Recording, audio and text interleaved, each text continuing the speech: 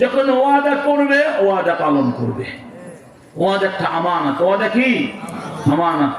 3 number, ওয়াদু ইযা তুমিনতুম, তোমাদের কাছে যখন কোনো আমানত রাখা হবে সে আমানতকে তার প্রাপকের কাছে পৌঁছিয়ে দিবে।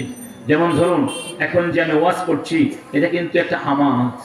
আমি যদি আপনাদেরকে বানিয়ে বানিয়ে আজে বাজে কথা বলে গান গল্প করে চলে যাই, হয়তো আপনারা একটু মনে মনে শান্তি পাবেন, ঠিক না?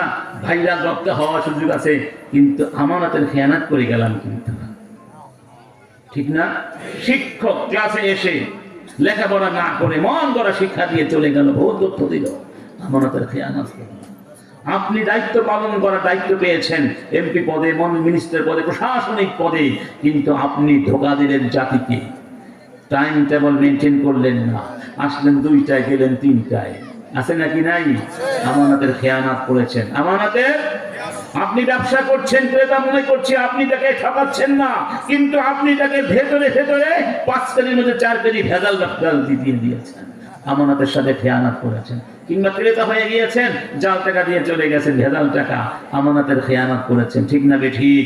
দুনিয়ার সবকিছুই আমানত। এই অর্থেই সন্তান আপনার কাছে আমানত এবং নেয়ামত।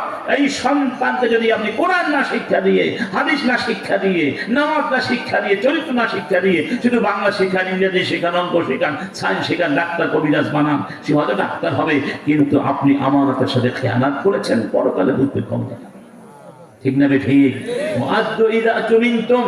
4 নম্বর, ওয়াকুফু আইদিয়াকুম, এই হাত দিয়ে কাউকে কষ্ট দিও না, কাউকে। ওয়াকুদ্দু আবসারাকুম, চক্ষু হেফাজত করবে, কথা দাও। 6 নাম্বার, ওয়াহফাযু ফুরুজাকুম, তোমাদের লজ্জাস্থাকে হেফাজত করবে, কথা দাও। এই 6টা কাজ করবে তোমরা, কথা দাও, আমি মুহাম্মদ তোমাদেরকে জান্নাতের সুসংবাদ দিয়ে গেলাম। বলুন সুবহানাল্লাহ। কারা কারা রাজি আছেন ইনশাআল্লাহ? মনে থাকবে ভাই, মনে থাকবে? এই কথাটা নাকি বলতে না পারে, ওয়াজে কোনো কাজ হয় না।